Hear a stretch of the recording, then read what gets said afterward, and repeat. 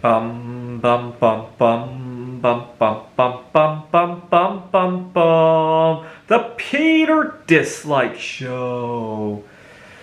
Bum bum bum bum bum bum bum. Well, it's around Halloween of 2023, about 2 years into the quiet quitting movement here in the United States and maybe around the world. I thought I would give an update to my own quiet quitting movement. I mean, I wouldn't consider myself a full-blown quiet quitter. I teach at Phoenix College and Grand Canyon University, and I wouldn't consider myself a quiet quitter. But there are times where I do set some hard lines. Like, for example, I've been much more vocal about complaining about things. One of the biggest frustrations is the logistics of our software for grading our homeworks. I spent a lot of time dealing with that. And it's not like I want to be lazy. No. I want to spend less time dealing with the hassles of the grading software so that I can actually be creative with the students and do some real work, right? And so I've been much more vocal about speaking up for stuff like that, and for speaking up for things that are just unusually tedious or for some reason need to be spoken up about, right?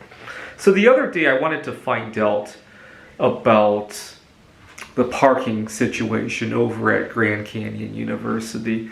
The big problem is that I drive a Kia Forte, and I know I'm being petty here, and I even told the people I asked at the university, I know I'm being petty here, but, my Kia Forte's got 160,000 miles on it, and I really don't want to be circling the parking lot all the way up to the 5th floor, and I asked, if there's a parking lot somewhere further, even if it's far, I'd much rather deal with that. And the person I asked had a hard time believing that I would rather walk a mile and a half just to avoid circling the car up to the 5th floor. You see, my body can hold up to it. My car can't. I'm having all sorts of car drama. Every day that I go to work, I pray that today's not going to be the day where something bad happens to my car. I've blown 2 tires in the space of a few months, and it seems like every other day something wants to go wrong with my car. So I'd rather not be circling to it. And the guy at security that I talked to insisted there was nowhere in the campus, and only when I pushed harder did I realize there's another parking garage that's about a mile and a half away. But again, my body needs the miles, my car doesn't, right? The guy I talked to, he was probably the other way around, right? He's nearing retirement. His body probably can't put that many miles on, and he probably has a nicer car than I do, right? Now, that's not the end of the world, right? A discussion like that. But it really goes to show that a lot of people have a difficult time relating to people who have a different lifestyle, right? The guy I talked to, who was probably in his 50s or 60s, has a nicer car, has not as nice of a body, for lack of a better word, right? Not to pick on him, it's just that his body has had more miles on its odometer, right? And but it really goes to show we have a difference in relating to other people, right? Right now I have a little bit of a frustration. I find that people only relate to how they want to live their life, right? So I'm filling in for a lot of colleagues during the holiday season because one of my colleagues wants to take time to trick or treat with his kids. Other colleagues have other holiday matters to tend to. I don't necessarily celebrate some of these holidays. It's certainly not Halloween, right? I'm not a big fan of poisoning yourself, poisoning your entire community just because of a stupid holiday. But there are other days in my life that are near and dear to me, right? 2 weeks from now, we celebrate scientists. That right now, as I speak, we have a rover on the moon that's making use of element that she discovered, right? And so we celebrate her birthday 2 weeks from now, 156th birthday. It's really sad. I never really get to take time to celebrate that. I remember when I first celebrated when I first started celebrating Mary Curry's birthday, it was still a respectable number. It was a number that you can imagine a human living up to, right? It was in the 120s or maybe 130s. And now we're up to 156, and I still do not get to take the day off to celebrate, right? It really makes me feel like I'm not as free as I thought I was, right? I fill in for all my colleagues. Last year was especially upsetting. I kept filling in for two of my colleagues. One, because he had a serious breakup with his fiancée. His fiancée completely ghosted him. And I had another colleague who had COVID, and I thought, this is great. It was early October. This is great because I got Evelina Falenta's birthday's coming up, Solosexual Pride Day.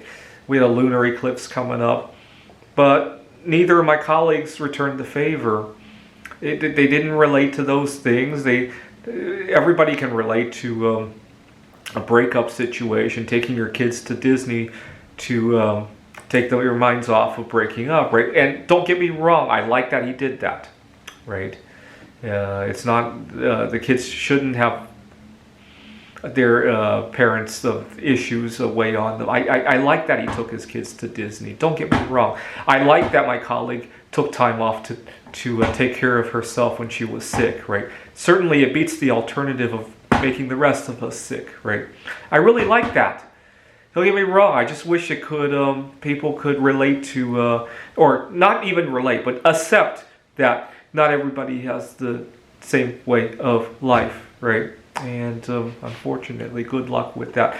Right now I have a couple of students who have special needs, and unfortunately, I'm probably not going to be able to take the Christmas holiday off either because one of my students just recovered from chemotherapy, unfortunately. I have a couple other students who have severe ADHD, and they get extensions on their assignments and all that, and which is nice.